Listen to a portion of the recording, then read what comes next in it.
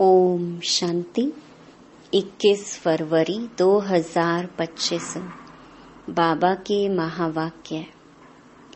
मीठे बच्चे, पास with honour होना है तो बुद्धि योग थोड़ा भी कहीं ना भटके। एक बाप की याद रहे, देह को याद करने वाले ऊंच पद नहीं पा सकते। प्रश्न: सबसे ऊंची मंजिल कौन सी है? उत्तर: आत्मा जीते जी मरकर एक बाप की बने और कोई याद ना आए, देह अभिमान बिल्कुल छूट जाए, यही है ऊंची मंजिल। निरंतर देही अभिमानी अवस्था बन जाए, ये है बड़ी मंजिल। इसी से कर्मातीत अवस्था को प्राप्त करेंगे। गीत: तू प्यार का सागर है। ओम शांति। अब यह गीत भी रॉन्ग है। प्यार के बदले होना चाहिए ज्ञान का सागर। प्यार का कोई लोटा नहीं होता। लोटा गंगा जल आदि का होता है। तो ये है भक्ति मार्ग की महिमा। यह है रॉन्ग और वह है राइट। बाप पहले पहले तो ज्ञान का सागर है। बच्चों में थोड़ा भी ज्ञान है तो बहुत ऊंच पद प्राप्त करते हैं। बच्चे जानते हैं कि अब इस समय हम बरोबर चैतन्य दिलवाड़ा मंदिर के भांति हैं। वह है जड़ दिलवाड़ा मंदिर और यह है चैतन्य दिलवाड़ा। यह भी वंडर है ना। जहाँ जड़ यादगार है वहाँ तुम चैतन्य आकर बैठे हो। परंतु मनुष्य कुछ समझते थोड़े ही हैं। आगे चलकर समझेंगे कि बरोबर यह गॉड फादरली यूनिवर्सिटी है। यहाँ भगवान पढ़ाते हैं। इससे बड़ी यूनिवर्सिटी और कोई हो ना सके। और यह भी समझेंगे कि यह तो बरोबर चैतन्य दिलवाड़ा मंदिर है। यह दिलवाड़ा मंदिर तुम्हारा एक्यूरेट यादगार है। ऊपर छत में सूर्यवंशी चंद्रवंशी हैं। नीचे आदि देव आदि देवी और बच्चे बैठे हैं। इनका नाम है ब्रह्मा। फिर सरस्वती है ब्रह्मा की बेटी। प्रजापिता ब्रह्मा है तो जरूर गोप गोपियां भी होंगे ना। वह है जड़ चित्र। जो पास्ट होकर गए हैं उन्हों के फिर चित्र बने हुए हैं। कोई मरता है तो झट उनका चित्र बना देते हैं। उनकी पोजीशन बायोग्राफी का तो पता है नहीं। ऑक्यूपेशन नहीं लिखे तो वह चित्र कोई काम का ना रहा। मालूम पड़ता है फलाने ने यह कर्तव्य किया है। अब यह जो देवताओं के मंदिर हैं उन्हों के ऑक्यूपेशन बायोग्राफी का किसको पता नहीं है। ऊंच ते ऊंच शिव बाबा को कोई भी नहीं जानते हैं। इस समय तुम बच्चे सबकी बायोग्राफी को जानते हो। मुख्य कौन कौन होकर गए हैं जिन्हों को पूजते हैं। ऊंच ते ऊंच है भगवान। शिवरात्रि भी मनाते हैं तो जरूर उनका अवतरण हुआ है। परंतु कब हुआ, उसने क्या आकर किया, यह किसको भी पता नहीं है। शिव के साथ है ही ब्रह्मा। आदि देव और आदि देवी कौन है? उन्हों को इतनी भुजाएं क्यों दी हैं? क्योंकि वृद्धि तो होती है ना। प्रजापिता ब्रह्मा से कितनी वृद्धि होती है। ब्रह्मा के लिए ही कहते हैं 100 भुजाएं 1000 भुजाओं वाला। विष्णु वह शंकर के लिए इतनी भुजाएं नहीं कहेंगे। ब्रह्मा के लिए क्यों कहते हैं? ये प्रजापिता ब्रह्मा की ही सारी वंशावली है ना। यह कोई बाहों की बात नहीं है। वह भल कहते हैं 1000 भुजाओं वाला ब्रह्मा, परंतु अर्थ थोड़े ही समझते हैं। अब तुम प्रैक्टिकल में देखो ब्रह्मा की कितनी भुजाएं हैं। ये है बेहद की भुजाएं।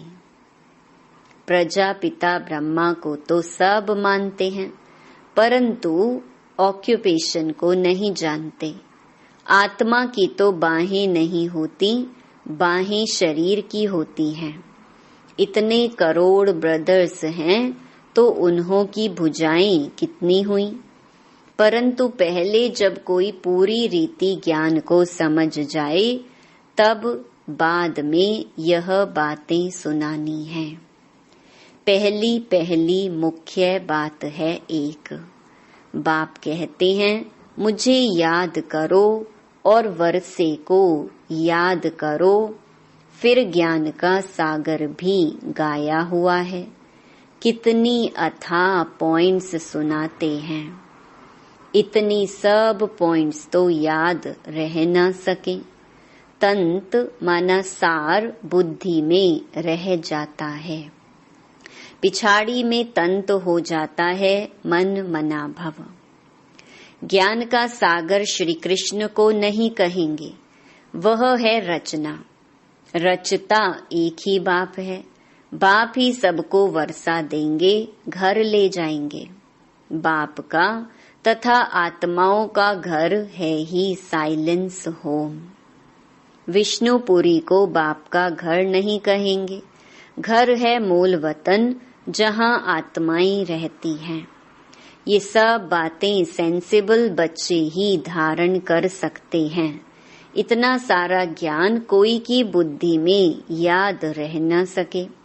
न इतने कागज लिख सकते हैं। यह मुरलियां भी सबकी सब इकट्ठी करते जाएं तो इस सारे हॉल से भी जास्ती हो जाएं। उस पढ़ाई में भी कितने ढेर किताब होते हैं। इम्तिहान पास कर लिया, फिर तंत बुद्धि में बैठ जाता है। बैरिस्ट्री का इम्तिहान पास कर लिया, एक जन्म लिए अल्पकाल सुख मिल जाता है। वह है विनाशी कमाई। तुमको तो यह बाप अविनाशी कमाई कराते हैं भविष्य के लिए। बाकी जो भी गुरु गोसाई आदि हैं, वह सब विनाशी कमाई कराते हैं। विनाश के नजदीक आते जाते हैं, कमाई कम होती जाती है। तुम कहेंगे कमाई तो बढ़ती जाती है, परंतु नहीं, ये तो सब खत्म हो जाना है। आगे राजाओं आदि की कमाई चलती थी, अभी तो वे भी नहीं हैं। तुम्हारी कमाई तो कितना समय चलती है। तुम जानते हो यह बना बनाया ड्रामा है, जिसको दुनिया में कोई नहीं जानते हैं। तुम्हारे में भी नंबर वार हैं जिनको धारणा होती है। कई तो बिल्कुल कुछ भी समझा नहीं सकते हैं। कोई कहते हैं हम मित्र संबंधियों आदि को समझाते हैं, वह भी तो अल्पकाल हुआ ना। औरों को प्रदर्शनी आदि क्यों नहीं समझाते? पूरी धारणा नहीं है। अपने को मियाँ मिट्ठू तो नहीं समझना है ना। सर्विस का शौक है तो जो अच्छी रीति समझाते हैं उनका सुनना चाहिए। बाप ऊंच पद प्राप्त कराने आए हैं तो पुरुषार्थ करना चाहिए ना। परंतु तकदीर में नहीं है तो श्रीमत भी नहीं मानते, फिर पद भ्रष्ट हो जाता है। ड्रामा प्लान अनुसार राजधानी स्थापन हो रही है, उसमें तो सब प्रकार के चाहिए ना। बच्चे समझ सकते हैं, कोई अच्छी प्रजा बनने वाले हैं, कोई कम। बाप कहते हैं हम तुमको राजयोग सिखलाने आया हूँ। दिलवाड़ा मंदिर में राजाओं के चित्र है ना, जो पूज्य बनते हैं वही फिर पुजारी बनते हैं। राजा रानी का मर्तबा तो ऊंच है ना, फिर वाम मार्ग में आते हैं तब भी राजाई अथवा बड़े बड़े साहूकार तो हैं। जगन्नाथ के मंदिर में सबको ताज दिखाया है, प्रजा को तो ताज नहीं होगा। ताज वाले राजाएं भी विकार में दिखाते हैं। सुख संपत्ति तो उन्हों को बहुत होगी, संपत्ति कम जास्ती तो होती है। हीरे के महल और चांदी के महलों में फर्क तो होता है। तो बाप बच्चों को कहेंगे अच्छा पुरुषार्थ कर ऊंच पद पाओ। राजाओं को सुख जास्ती होता है, वहाँ सब सुखी होते हैं। जैसे यहाँ सबको दुख है, बीमारी आदि तो सबको होती ही है, वहाँ सुख ही सुख है, फिर भी मर्तबे तो नंबरवार हैं। बाप सदैव कहते हैं पुरुषार्थ करते रहो, सुस्त मत बनो। पुरुषार्थ से समझा जाता है ड्रामा अनुसार इनकी सदगति इस प्रकार इतनी ही होती है। अपनी सदगति के लिए श्रीमत पर चलना है। टीचर की मत पर स्टूडेंट ना चले तो कोई काम के नहीं। नंबरवार पुरुषार्थ अनुसार तो सब हैं। अगर कोई कहते हैं कि हम यह नहीं कर सकेंगे तो बाकी क्या सीखेंगे। सीख कर होशियार होना चाहिए। जो कोई भी कहे यह समझाते तो बहुत अच्छा है, परंतु आत्मा जीते जी मरकर एक बाप की बने और कोई याद ना आए, देह अभिमान छूट जाए, ये है ऊंची मंजिल। सब कुछ भूलना है, पूरी देही अभिमानी अवस्था बन जाए, ये बड़ी मंजिल है। वहाँ आत्माएं हैं ही अशरीरी, फिर यहाँ आकर देह धारण करती हैं। अब फिर यहाँ इस देह में होते हुए अपने को अशरीरी समझना है। यह मेहनत बड़ी भारी है। अपने को आत्मा समझ कर्मातीत अवस्था में रहना है। सर्प को भी अक्ल है ना, पुरानी खाल छोड़ देते हैं, तो तुमको देह अभिमान से कितना निकलना है। मूल वतन में तो तुम हो ही देही अभिमानी, यहाँ देह में होते अपने को आत्मा समझना है। देह अभिमान टूट जाना चाहिए। कितना भारी इम्तिहान है। भगवान को खुद आकर पढ़ाना पड़ता है। ऐसे और कोई कह न सके कि देह के सब संबंध छोड़ मेरा बनो। अपने को निराकार आत्मा समझो, कोई भी चीज का भान ना रहे। माया एक दो की देह में बहुत फंसाती है, इसीलिए बाबा कहते हैं इस साकार को भी याद नहीं करना है। बाबा कहते तुमको तो अपनी देह को भी भूलना है, एक बाप को याद करना है, इसमें मेहनत बहुत है। माया अच्छे अच्छे बच्चों को भी नाम रूप में लटका देती है। यह आदत बड़ी खराब है। शरीर को याद करना यह तो भूतों की याद हो गई। हम कहते हैं एक शिव बाबा को याद करो, तुम फिर 5 भूतों को याद करते रहते हो। देह से बिल्कुल लगाव नहीं होना चाहिए। ब्राह्मणी से भी सीखना है, ना कि उनके नाम रूप में लटकना है। देही अभिमानी बनने में ही मेहनत है। बाबा के पास भल चाट बहुत बच्चे भेज देते हैं, परंतु बाबा उस पर विश्वास नहीं करता है। कोई तो कहते हैं हम शिव बाबा के सिवाय और किसको याद नहीं करते हैं, परंतु बाबा जानते हैं पाई भी याद नहीं करते हैं। याद की तो बड़ी मेहनत है, कहाँ न कहाँ फंस पड़ते हैं। देहधारी को याद करना यह तो 5 भूतों की याद है। इनको भूत पूजा कहा जाता है, भूत को याद करते हैं। यहाँ तो तुमको एक शिव बाबा को याद करना है, पूजा की तो बात नहीं। भक्ति का नाम निशान गुम हो जाता है, फिर चित्रों को क्या याद करना है, वह भी मिट्टी के बने हुए हैं। बाप कहते हैं यह भी सब ड्रामा में नूंद है। अब फिर तुमको पुजारी से पूज्य बनाता हूँ। कोई भी शरीर को याद नहीं करना है सिवाय एक बाप के। आत्मा जब पावन बन जाएगी तो फिर शरीर भी पावन मिलेगा। अभी तो यह शरीर पावन नहीं है। पहले आत्मा जब सतो प्रधान से सतो रजो तमो में आती है तो शरीर भी उस अनुसार मिलता है। अभी तुम्हारी आत्मा पावन बनती जाएगी, लेकिन शरीर अभी पावन नहीं होगा। यह समझने की बातें हैं। यह पॉइंट्स भी उनकी बुद्धि में बैठेंगी जो अच्छी रीति समझकर समझाते रहते हैं। सतो प्रधान आत्मा को बनना है। बाप को याद करने की ही बड़ी मेहनत है। कईयों को तो जरा भी याद नहीं रहती है। पास विद ऑनर बनने के लिए बुद्धि योग थोड़ा भी कहीं ना भटके।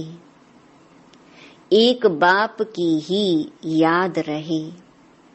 परंतु बच्चों का बुद्धि योग भटकता रहता है। जितना बहुतों को आप समान बनाएंगे उतना ही पद मिलेगा। देह को याद करने वाले कभी ऊंच पद पा न सके। यहाँ तो पास विद ऑनर होना है। मेहनत बिगर यह पद कैसे मिलेगा। देह को याद करने वाले कोई पुरुषार्थ नहीं कर सकते। बाप कहते हैं पुरुषार्थ करने वाले को फॉलो करो। यह भी पुरुषार्थी है ना। यह बड़ा विचित्र ज्ञान है। दुनिया में किसको भी पता नहीं है, किसकी भी बुद्धि में नहीं बैठेगा कि आत्मा की चेंज कैसे होती है। यह सारी गुप्त मेहनत है। बाबा भी गुप्त है। तुम राजाई कैसे प्राप्त करते हो, लड़ाई झगड़ा कुछ भी नहीं है। ज्ञान और योग की ही बात है। हम कोई से लड़ते नहीं हैं। यह तो आत्मा को पवित्र बनाने के लिए मेहनत करनी है। आत्मा जैसे जैसे पतित बनती जाती है तो शरीर भी पतित लेती है। फिर आत्मा को पावन बनकर जाना है, बहुत मेहनत है। बाबा समझ सकते हैं कौन कौन पुरुषार्थ करते हैं। यह है शिव बाबा का भंडारा। शिव बाबा के भंडारे में तुम सर्विस करते हो। सर्विस नहीं करेंगे तो पाई पैसे का पद जाकर पाएंगे। बाप के पास सर्विस के लिए आए और सर्विस नहीं की तो क्या पद मिलेगा। यह राजधानी स्थापन हो रही है। इसमें नौकर चाकर आदि सब बनेंगे ना। अभी तुम रावण पर जीत पाते हो, बाकी और कोई लड़ाई नहीं है। यह समझाया जाता है कितनी गुप्त बात है। योग बल से विश्व की बादशाही तुम लेते हो। तुम जानते हो हम अपने शांति धाम के रहने वाले हैं। तुम बच्चों को बेहद का घर ही याद है। यहाँ हम पाठ बजाने आए हैं, फिर जाते हैं अपने घर। आत्मा कैसे जाती है यह भी कोई समझते नहीं है। ड्रामा प्लान अनुसार आत्माओं को आना ही है। अच्छा, मीठे मीठे सिकिलधे बच्चों प्रति माता पिता बाप दादा का याद प्यार और गुड मॉर्निंग। रूहानी बाप की रूहानी बच्चों को नमस्ते। धारणा के लिए मुख्य सार। पहला, किसी भी देहधारी से लगाव नहीं रखना है। शरीर को याद करना भी भूतों को याद करना है, इसीलिए किसी के नाम रूप में नहीं लटकना है। अपनी देह को भी भूलना है।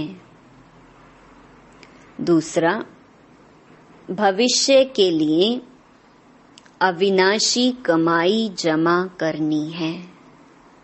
सेंसिबल बन ज्ञान की पॉइंट्स को बुद्धि में धारण करना है। जो बाप ने समझाया है वह समझकर दूसरों को सुनाना है। वरदान, कल्प कल्प के विजय की स्मृति के आधार पर माया दुश्मन का आह्वान करने वाले महावीर विजयी भव।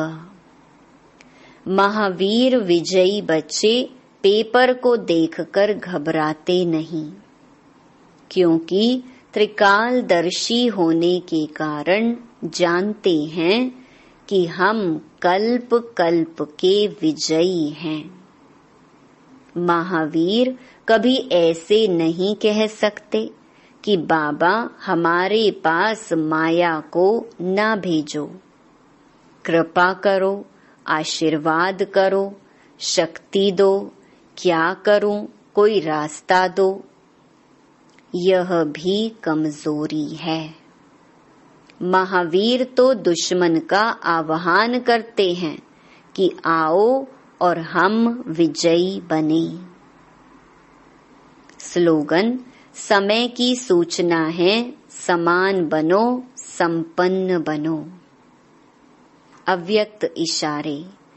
कोई भी सिद्धि के लिए एक तो एकांत, दूसरी एकाग्रता, दोनों की विधि द्वारा सिद्धि को पाते हैं। जैसे आपके यादगार चित्रों द्वारा सिद्धि प्राप्त करने वालों की विशेष 2 बातों की विधि अपनाते हैं, एकांतवासी और एकाग्रता। यही विधि आप भी साकार में अपनाओ। एकाग्रता कम होने के कारण ही दृढ़ निश्चय की कमी होती है। एकांतवासी कम होने के कारण ही साधारण संकल्प बीज को कमजोर बना देते हैं। इसीलिए इस विधि द्वारा सिद्धि स्वरूप बनो। अच्छा, ओम शांति।